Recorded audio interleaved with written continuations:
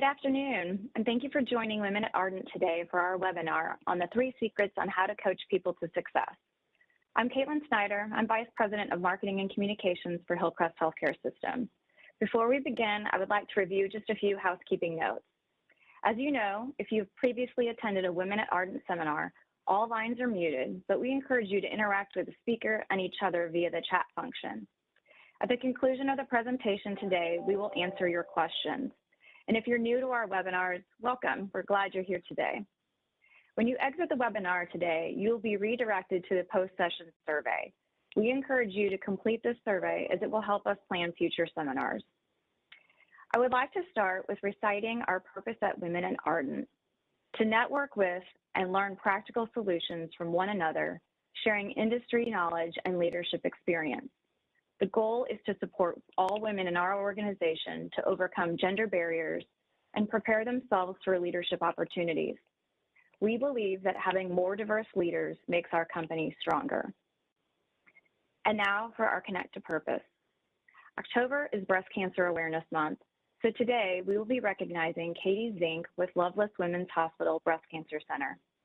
Katie started her career at Loveless as a sonographer, specifically women's imaging, including breast ultrasound. As a technologist, Katie was there to connect with patients, hear their stories, and comfort them during a time where they were often scared, nervous, or apprehensive. Now Katie is a diagnostic manager at the Breast Cancer Center. When she accepted the role as manager, she feared she may lose her connection to her patients. However, now as the manager, she found something she loves even more: creating and supporting a whole team of professionals who are nurturing, caring, supportive, and truly love what they do. She creates an environment where the staff feel like they have the time and the space to connect with their patients in a way that feels natural to them. Patients return to the facility year after year because of the compassionate care they receive and the rapport they have built with staff. In addition to supporting her staff, Katie and her team are spreading awareness about breast cancer in their community through health fairs, events, and fundraisers, including Loveless's annual Girls' Night Out. Thank you, Katie, and your team for everything you do for patients and the community. And now it is my pleasure to introduce today's speaker, Martha Crombie, Vice President Marketing and Planning for the Americas Division. Martha has 37 years in healthcare marketing, strategic planning, and coaching young leaders. She has mentored a significant number of young men and women who are enjoying successful careers as hospital executives and marketing leaders. Martha, thank you for joining us, and I will turn it over to you.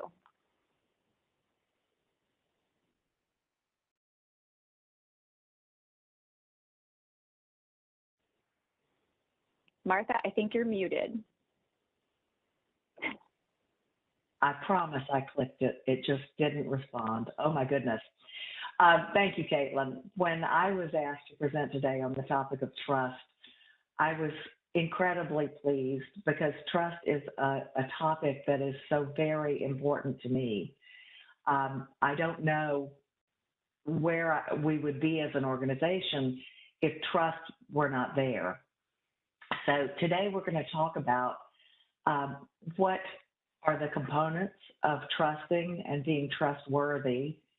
And we're going to talk about some actual things you can do to build an environment of trust in your organization. So if you'll open your chat function and share with everyone, all participants, when you think of the best leader that you've actually had, or maybe you just wish you had had, what trait comes to mind when you think about the very best leader you've had? So I'll give you a moment to look over at the chat function and share with us some of your thoughts in that regard.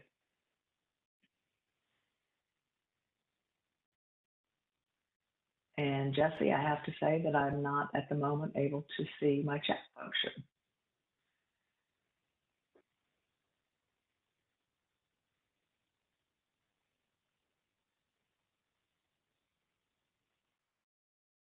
Martha, we're getting lots of feedback from our attendees, things like trust and compassion and respect and being a great coach, empowering others, being supportive, being transparent and approachable, the willingness to say they're sorry when they're wrong. Fantastic comments coming into the chat. I really appreciate those comments as well. Those are exactly the components of trust that we're talking about. That transparency, that willingness to admit when you're wrong. So I think everybody's on the same plane right now regarding just what is trust, why is it important to you that you can trust your leader. I do want to remind you that trust goes both ways. It's not just about being able to trust the leader. The leader needs to be able to trust you, and you need to be able to trust the other members of your team. Okay. And this is very difficult, but I am not able to advance my slides, so hold on a moment.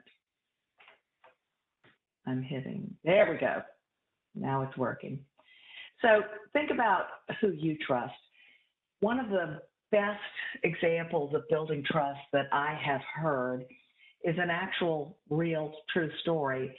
Coach Skip Bertman of the LSU baseball team that won so many championships in the 1990s, he tells the story of walking in with his first team, and he gathered them in the locker room and he asked, if you fell off a cliff and someone threw a rope to you and you grabbed it, which of your teammates would you want to be at the other end of that rope? He handed out pieces of paper and pens. They wrote on the papers. They handed them back to him, and he read them to himself. And he said, well, this is very disheartening. This will not be a championship team this year. And they responded, Coach, how can that be? We're at the top of our form. We had a great season last year. This is our year. He said, no, every one of you wrote down one team member that you would trust to be at the other end of the rope. Until you can truthfully write the name of every team member on your piece of paper as the person you would trust to be at the other end of the rope, we will never win a championship because we don't trust each other sufficiently. So that team worked that year on the one concept of trust, and that was the year they won their first of 4 or 5 national championships under Skip Bertman. So when you hear someone say, hold the rope for me, they're saying, be that person that I can count on. Hold the rope.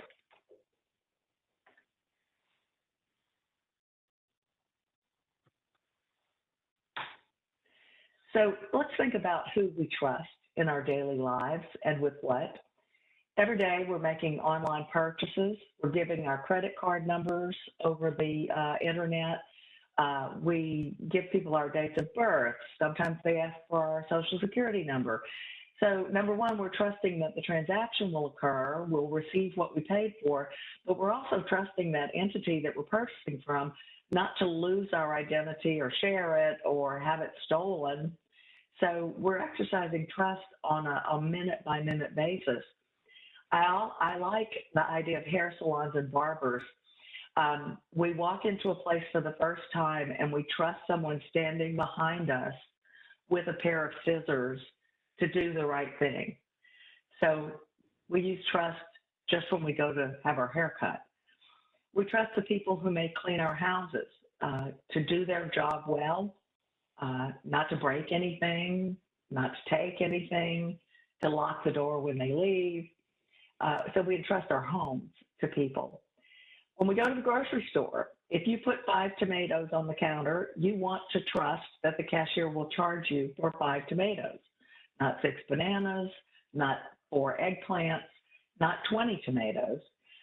It does remind me, though, once I bought 2 kiwis, and they rang it up for $246. And I said, well, that can't be right. And she said, well, that's what it says. So needless to say, we got the kiwi mystery solved, and I left paying less than a couple of bucks for that. Probably the place we really have to count on trust is our daycare centers.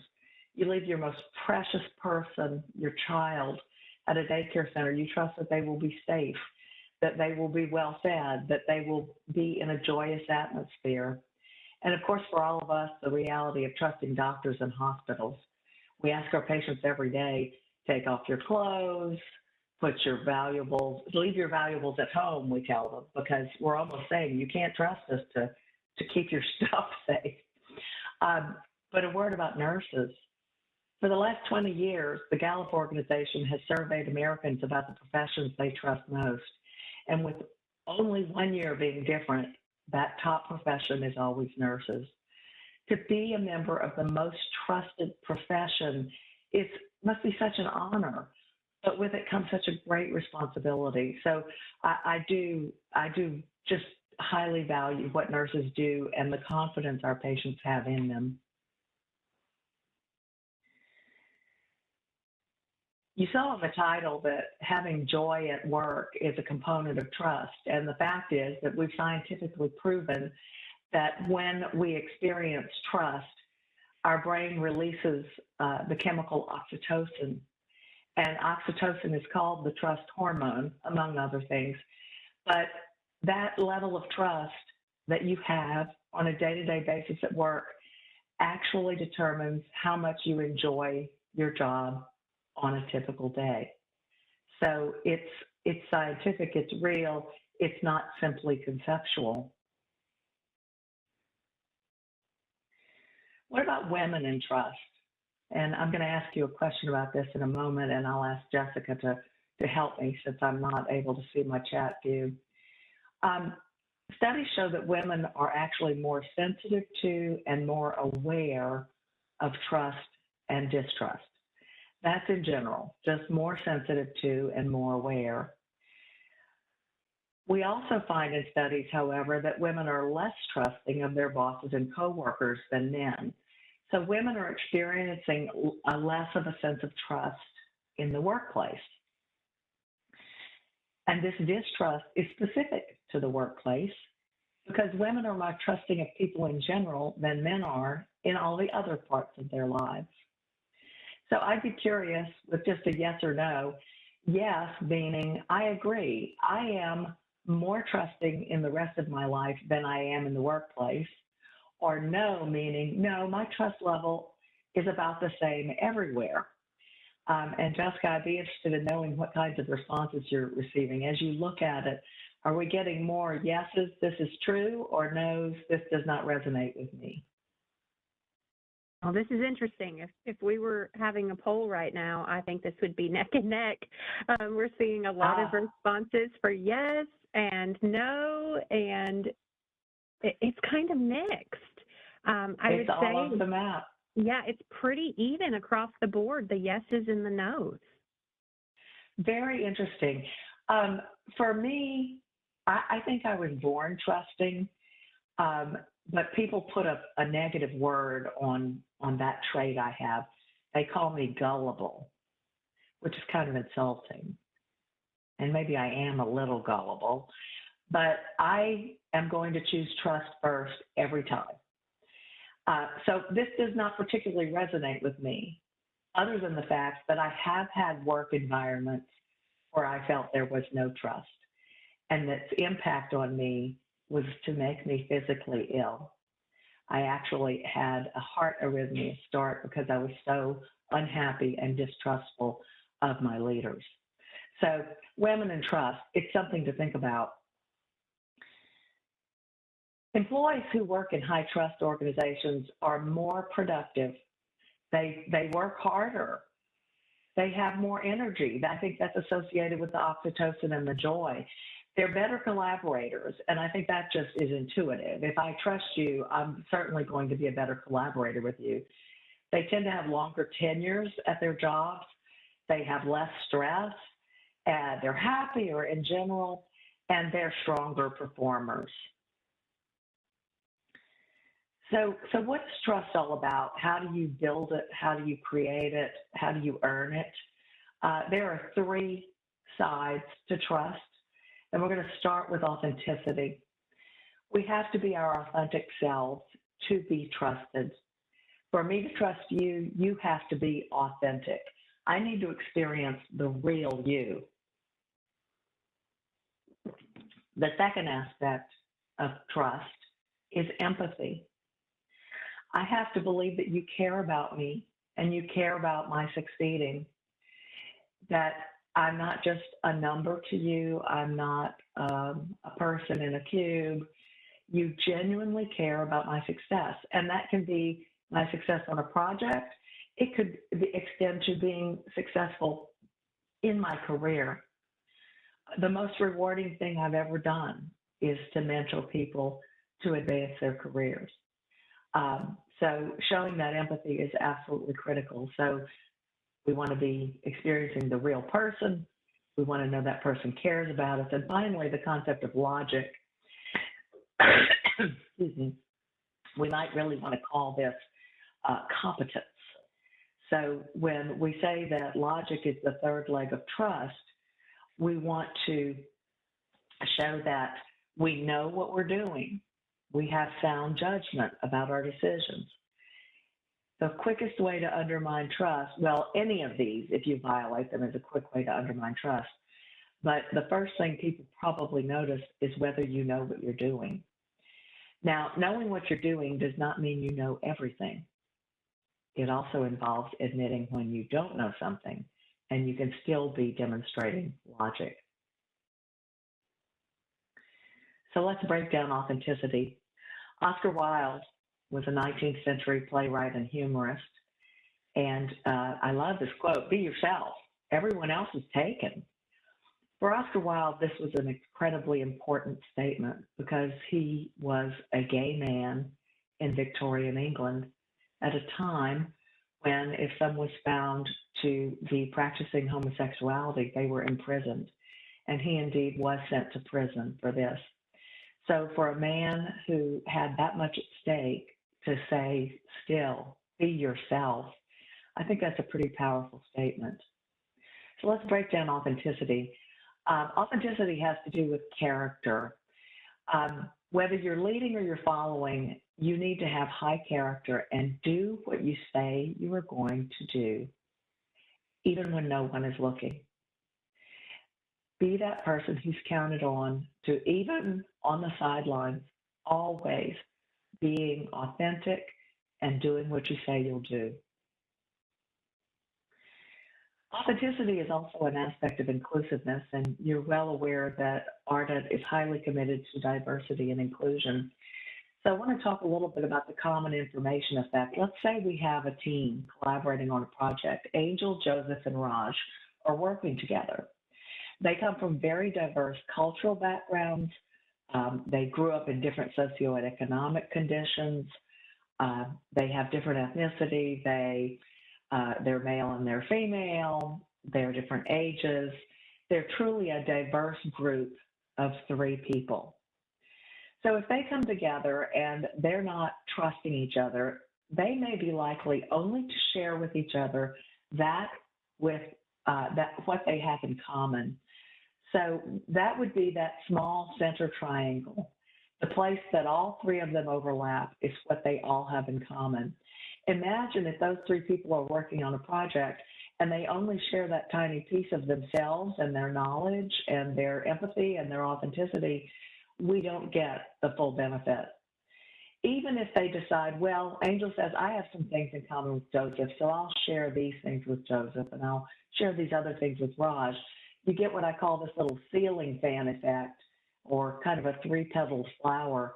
You get that much value from the members of the team. But if the leader manages the team so that their differences are shared and come forth, you get all of this benefit.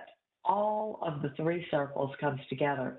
So you can just see mathematically that being inclusive and managing a group to pull out their differences is going to make your group or your team a much more successful team.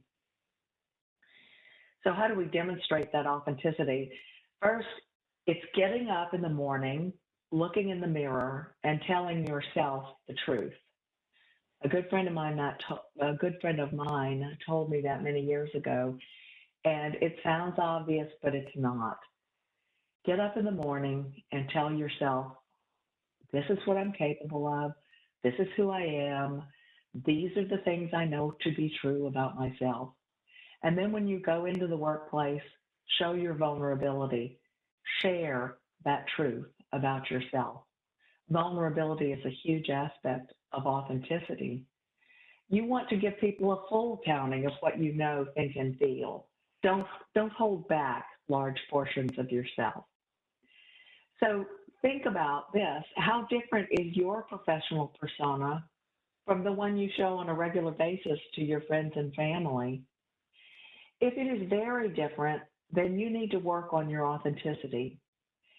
If you're funny and kind and talkative at home, but you go to work and you don't show that humor and you're really quiet all the time, you're holding back. By the same token, if you're a very quiet person at home and you force yourself to be something different at work, that's not going to ring true either. So it's a challenge to demonstrate this authenticity every single day. Empathy is incredibly important as well. Diane Sawyer, great journalist, said, whenever you're blue or lonely or stricken by some humiliating thing you did, the cure and the hope is in caring about other people. So this is kind of a clue to when things go wrong. I describe myself as having two reactions to making a big mistake. Sometimes I feel like I want to crawl up into a ball under my desk. And the other times, I'm so mad at myself, I feel like throwing my desk through the window. What Diane Sawyer is telling us, don't make it about you. Go out and take care of the people that may have been impacted by your mistake. Go out and reach out to other people, demonstrate care. Don't implode. Show empathy to others, and it will give you a lot of comfort for yourself. So what does an empathetic leader do? I love this. They take radical responsibility for other people in the room. They stay focused. They keep the team focused on the job. They don't let things ramble out. That's so frustrating in a meeting when things kind of get out of control and you're thinking, I need to get to my next task. This meeting is a waste of my time. So the leader knows that, is empathetic, and stays focused. That leader continues to ask questions that advance the discussion. Stay on topic. Give us your new ideas. I personally need examples to bring concepts to life. Give me a concrete example of what you're looking for, and I can take that and run with it. If people are way too theoretical, I kind of drift off. Please, please be conscious of your body language and showing your empathy. Crossing your arms, whether you know it or not, whether you intend it or not, says, I am putting a barrier between you and me. It could even say, I don't trust you. Or it could say, I'm done with this. Eye contact, incredibly important. And the biggest barrier to eye contact in our world today are iPhones, smartphones, and tablets. I can't think of a meeting I've been in where someone didn't either have their I'm saying iPhone, sorry for the branding, didn't have their phone out on the table or in their laps, as though that we don't all know that when you're doing this, you're not engaged in the meeting. You're looking at your phone.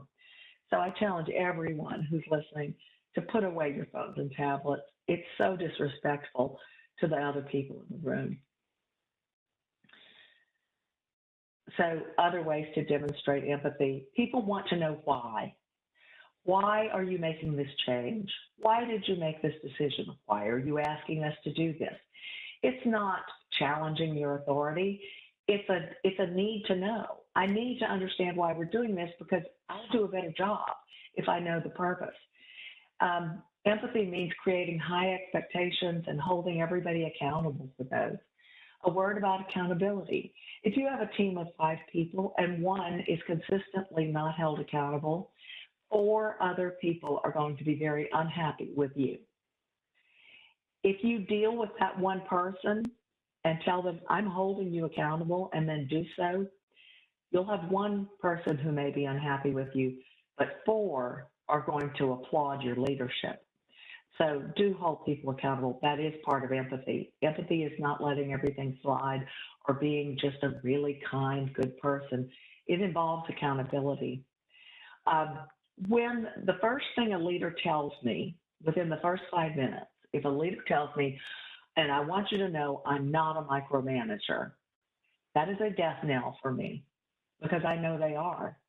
I know that micromanagement is top of mind for them, and I know that they've been told or accused of micromanaging. Now, it's not 100% no, but it turns on my trust radar when somebody right out of the gate. Now, if I've known them for a long time and they say, you know, I really don't like micromanaging a team, here's why, that's a different matter. We have to let employees take ownership in their own work, and we have to have space to make decisions. And this isn't just about the leader. We need space to make our own decisions. We need to be able to take ownership and get credit for our own work. Everyone needs that. When it comes to logic and that competence and confidence, Dorothy Sayers was a 19th century author, and she says knowing one's limitations is the hallmark of competence. So when I think about the concept of humility, I think it goes with logic. Humility is not just lowering your head and being humble. Humility requires us not only to recognize our shortcomings, but to recognize our strengths. So knowing your limitations as well as your high levels of competence, that's a clear sign that you possess that logic. What else about logic? It requires our being truthful at all times. I can't overemphasize the importance of being truthful at all times. Hold on one moment because I'm watching my timer. You need to have faith in your ability to deliver on what you say you will. You need to show confidence, and really important about your own knowledge is you better make an effort to learn from the people on your team. I say once a week at least, a good day for Martha Crombie is the day that she learns something new. So how do we communicate that logic, that competence? First of all, it's really important when you're working with your team to get to the point. Don't meander. Don't offer so much information that people are overwhelmed. That can actually undermine your logic. You need to offer sound evidence of what you're saying. Don't make unsupported assertions. Be prepared to back up what you're saying. But the flip side of that is it's okay to reveal that you do not have all the answers. I worked for someone once who asked me to take over a big initiative in the community about early child education. This person might actually be on this call because I used to work for her. And it was just not my core competency. And I was working with people in the community, and it was stressing me out because I knew I was not going to be very successful. And so I swallowed my pride, and I went in and I said, I'm feeling really shaky about this, but I have to tell you, I don't think I'm very good at this. And that individual immediately opened a drawer and said, Martha, that is okay. I have some other people I can call on to do this. I appreciate your telling me. Boy, that was an eye-opener that day. It's okay to say you don't have all the answers, even though personally, I really like to have all the answers. The next luminary that we're going to quote is Martha Crombie, because I couldn't find a quote on crisis and trust. And she says, can trust thrive in a crisis? Trust is essential to surviving the crisis. And we know that we have all been in a crisis of mass proportion for the last year and a half, and we don't see an end into it in close proximity. So know this, trust can be built very rapidly in a crisis, but it can be destroyed the fastest. Trust is absolutely essential when big things are at stake. It is more important than ever in this crisis to admit when we've made a mistake. Maybe the way we communicated about COVID, maybe the way we asked our employees to be vaccinated. Maybe we made a mistake in some places on how we approach that. We admit that, we move on, we do the right thing. We take ownership for our decisions, and more than anything, not only do we hold others accountable in a crisis, we must hold ourselves accountable. My experience with crisis, the very first time I was in a hospital where a hurricane hit, because I've always worked in the South, that hurricane brought us together in a way that we had never been brought together before. I would say we were a loose connection of team members before that storm. We all had to live together for about 48 hours, and we had to make the best of a terrible situation.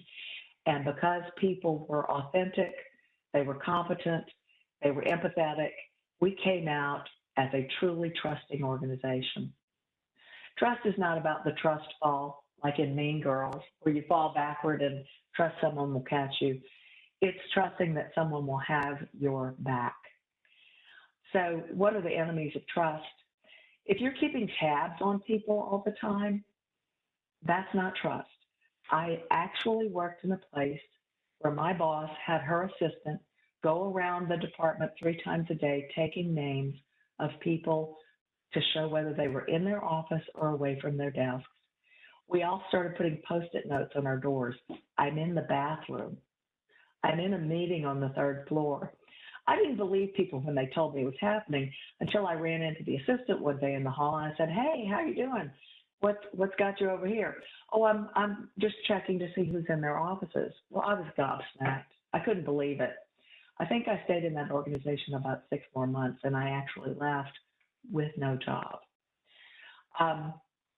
I get asked about once a week, "Martha, will you have my back on this?" And I do have your back on this. You need to be able to say that to your people. Unless they're doing something immoral or unethical, have the back of your coworker, have the back of the staff member, have the back of your leader. It's critically important. Enemies of trust are secrecy and gossip, and I want to mention particularly gossip. I hate gossip. I mean, I really hate gossip. It even sounds like a hissing snake, gossip. It's a bad thing. Not only is it bad to gossip, it's bad to repeat gossip. It may be even worse to repeat gossip. Remember, gossip stops with you. And remember, you should never let it start with you. Eleanor Roosevelt said, "Great minds discuss ideas, average minds discuss events, but really small minds discuss other people." So 10 ways to build trust. We'll go through these quickly. It's actually a summing up of what we've already said. Always tell the truth. Always. Do what you say you're going to do. That's pretty simple. If you're not going to do it, don't say you will. Say, "I was wrong," or "I made a mistake." One time I had planned a big CME conference for about 70 physicians at a local research center, and the way it worked was the hospital sponsored the breakfast, continental breakfast. They all signed in for their CMEs. They went into the auditorium. The physician I worked with introduced a great guest speaker, and it was all wonderful. And I still am embarrassed to say this today. I forgot about the program. I thought my assistant had arranged for the breakfast. She thought I had. So not only was there no breakfast, I didn't show up. It was a 7 a.m. program. At about 10 in the morning, it came to me like a bolt of lightning. And this is literally what I did. I backed up against the wall of my office, started crying, and slid down the wall into a crouching position. My staff came in and said, "Oh my God, what happened? What's wrong?" They thought someone had died. And I blurted out what happened, and they said, "Oh my God, it's a mistake. It's okay." So I called the physician, and to make this really quick, he said, "Martha, I found a piece of paper. I signed everyone in. I herded them into the auditorium, and before I introduced the speaker, I told them that Medical Center of Baton Rouge would be providing a large donation to the research center in lieu of breakfast this morning." So that was really neat. He was empathetic. I was authentic, and he had my back. So communicate clearly and unequivocally. Listen. Always listen. If somebody brings a problem to you, don't blurt out a solution. They may be coming to you to talk through it, and they want to come up with their own solution. So listen first. Be open about your own feelings. And I love the baking shows where the deadline and the timer's about to go off, and somebody hasn't quite fixed the decorations on their cake, and two bakers who have finished come and help. It restores my faith in humanity. Offer to help your coworkers. Demonstrate you're interested. Remember who people's families are and what was their worry last week. You will earn respect by being honest, and you will always gain trust when you consistently explain why. So I'm going to close with a chat and say trust starts with you. So think about for a moment, what are two things you might work on in the next week or month to continue to drive trust within our organization? And I'll ask Jessie to share with us some of the things that you are committing to share trust or to build trust.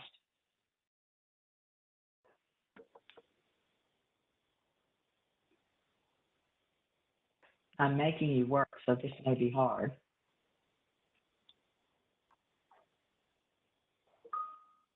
Martha, this is Caitlin, and I'll monitor the chat to see what kind of comments we're getting out of there. Thank you. We've got one for be vulnerable. Yes. It's vulnerable hard to do again. Sometimes. Yes. Transparent. Be No helpful. secrets. Yeah, a lot of vulnerable. Be helpful. Be vulnerable. Building trust is not a difficult concept. It's not a complicated concept. It's an essential concept. And if you just keep in mind those few things, how will I be authentic? How will I show empathy today? And how will I demonstrate that I know what I'm doing and will say what I'm going to do what I'm going to say? Then you're there. So I'll close with that, and we'll open for questions. Martha, thank you so much. This was incredibly timely. I feel like the trust topic, especially in today's challenging environment, is a very relevant topic for most of us on this chat today. We do have a couple of questions that have come in, and again, if you have any other questions, you can use the chat function. The first question, I could start my video here. As an employee, how can you be authentic if you think your leaders value other attributes? Okay, how can you be authentic if your leader values other attributes? Well, I would say regardless of what your leader values, it's going to be important to be authentic because even if that leader is maybe valuing the fact that you work extra hours or you get everything right all the time, if you fail to be authentic, number one, you're not going to be very happy because it takes a lot of work to put on a facade. But your leader hopefully will value your authenticity over time. I hope I answered that. I'm not quite sure I understood it fully, but thank you. Absolutely. Another one here is, once you have lost the trust of someone, what can you do to regain their trust?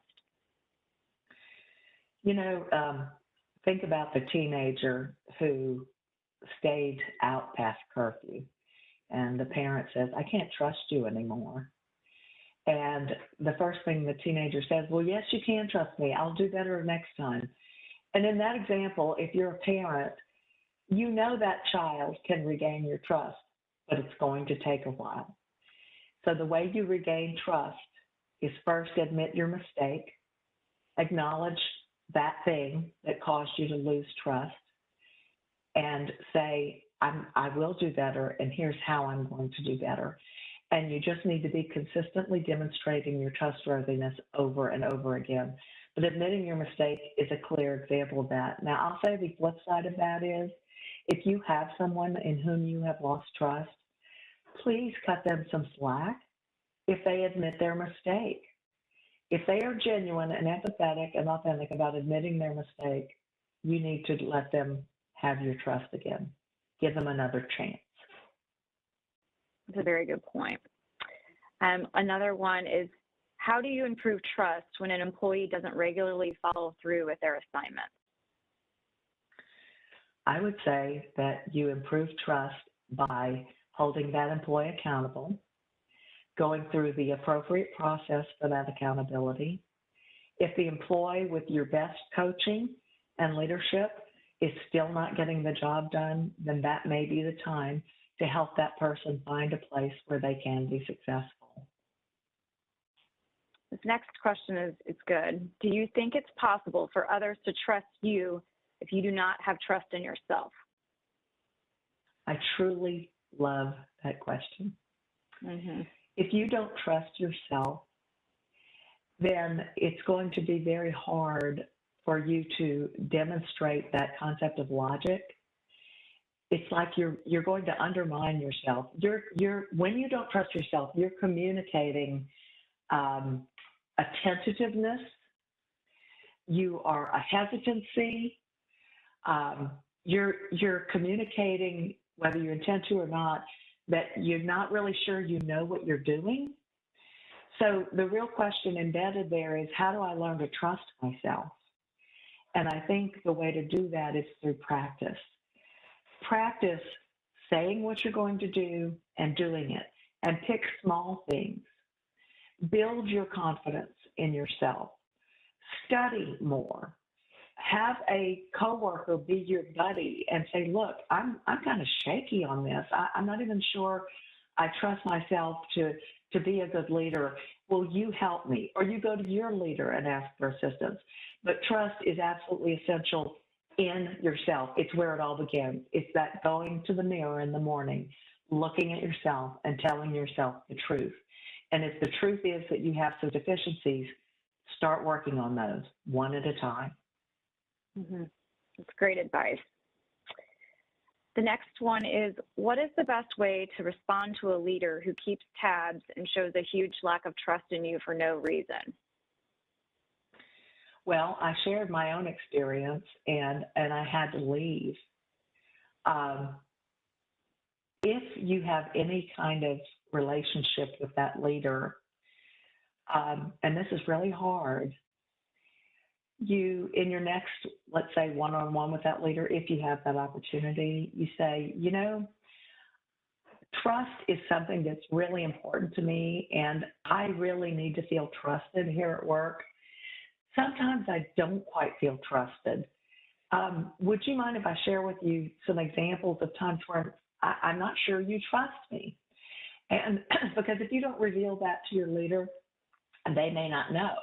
Now, I'm going to give you the benefit of the doubt here, is that maybe your leader is not trustworthy themselves. So these are hard decisions you have to make. But I would try first to express that trust is important to me. Here are some examples of times when I'm not sure you trust me. How can you and I build a trusting relationship? That's great. I think the specific examples is really helpful in that conversation. Yeah. We have a two-part question. What can I do if I don't trust my manager? And what if they don't exhibit authenticity or empathy? Again, communication has to start. You have to, it's very much like the previous question.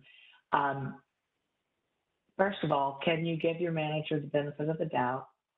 Can you let your manager know? Here's what happens. A lack of trust begins to fester in the dark. And it gets worse and worse and worse and grows bigger and bigger and bigger. So it's better to address things as they happen. So rather than, you can't deal with the concept of, I don't trust my manager, they don't trust me. I can deal with the concept of, my leader is having her assistant come around and take names. I need to ask about that. Is there something I can be doing differently? I noticed that Jane was kind of keeping tabs on everybody. What do I need to do so that you will trust me? It's usually more about asking the question and not making an accusation. So ask how you can be trusted. Say, when you said this, I did not feel trusted. Use concrete examples. You can't say, I don't trust you. That will get you nowhere. Very good. I think that was our final question for today. Martha, thank you so much for sharing your background and your wisdom with us today. And for all the attendees, thank you again for joining us. Please use the QR code to complete the post-session survey or click the link in the WebEx chat. This survey is, again, an integral part of helping us plan for future sessions, and it asks for your feedback on our topics and speakers, as well as provides you the opportunity to give us suggestions on how Women at Ardent can better support you. The November session will be our last session. It'll be on Friday, November 19th on change management. Chelsea Barth, HR Director with Hillcrest, and I will be presenting, so I highly encourage you to join. December will be Member Appreciation Month, and we will be sending resources and giveaways throughout the month, so stay tuned for more information on that. Thank you again for attending today's session. We'll send out the recording of the webinar as well as resources for this session out next week. Happy Friday.